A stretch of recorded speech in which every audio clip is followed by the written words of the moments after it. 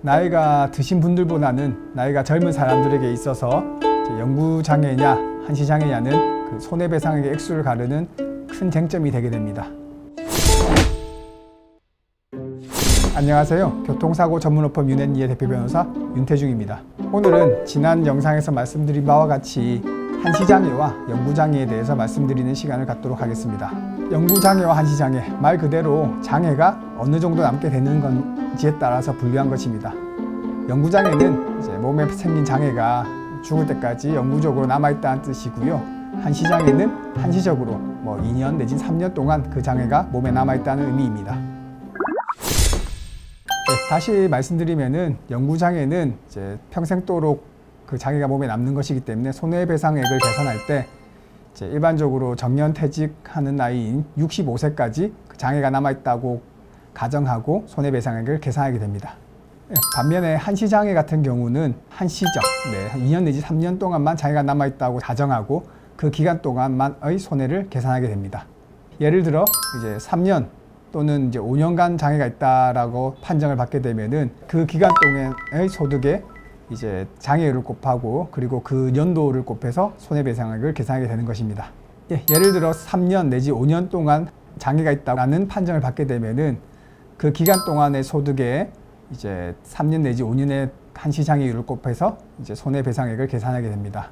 그렇기 때문에 나이가 드신 분들보다는 나이가 젊은 사람들에게 있어서 영구장애냐 한시장애냐는 그 손해배상액의 액수를 가르는 큰 쟁점이 되게 됩니다. 반대의 경우 보상을 하는 보험사에서도 마찬가지로 피해자가 나이가 젊다고 할 경우 영구장애냐 한시장애냐는 자기들이 보상해줘야 되는 액수에서 큰 차이가 나기 때문에 그 부분에 있어서 역시 큰 쟁점이 될 수밖에 없습니다. 그렇기 때문에 보험사는 이러한 장애를 평가하는 데 있어서 이제 자문의 제도라는 것을 이용해서 이제 장애율을 줄이기 위해서 혹은 영구장애를 한시장애로 만들기 위해서 노력하고 있습니다. 보험사는 피해자의 동의를 얻어서 이제 피해자의 의무기록 내지는 진료기록 등을 이제 의사에게 보내서 손해배상액을 계산하게 됩니다. 명목상으로는 이러한 그 피해자의 장애 정도를 전문가에게 이제 물어보자는 것이지만은 이제 보험사로부터 이제 자문료를 지급받는 자문의가 아무래도 피해자보다는 보험사에게 유리하게 판정을 할 수밖에 없을 것입니다. 이러한 자문의 제도에 대해서는 다음에 다시 한번 말씀드릴 기회가 있을 것 같습니다. 마지막으로 장애 항목의 중복 적용에 대해서 말씀드리도록 하겠습니다. 다리뼈가 골절된 경우 관절의 강직, 그리고 단축, 그리고 각형성 장애가 남을 수 있습니다. 이러한 세 가지 장애가 동시에 생긴 경우 이러한 장애를 중복 적용할 수 있는지가 문제가 됩니다. 또한 장애를 판정함에 있어서 어느 항목을 적용해야 될 것인지가 중요한 쟁점이 되기도 합니다. 예를 들자면은 팔다리가 골절되면서 그 말단신경에 이제 단절 내지는 이제 상해가 생겼다고 하면은 이러한 부분을 신경계의 장애라고 할지 아니면은 말단 부위의 장애라고 할지가 또 중요한 쟁점이 될 수 있습니다.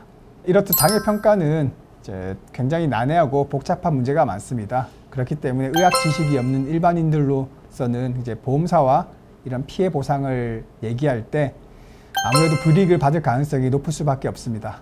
단순히 윤앤리의 장점을 설명드리기 위해서 드리는 말씀이 아니라 이제 의학 지식이 없는 일반인들이 보험사와 피해 보상에 대해서 얘기를 하면서 불이익을 당한 경우를 많이 보았기 때문에 말씀드리는 것입니다. 특히 소송에서 대리인을 선임하게 되더라도 의학에 대한 정확한 지식과 경험이 없는 대리인을 선임하게 된다면 그로 인한 피해는 고스란히 의뢰인의 몫이 될 수밖에 없습니다.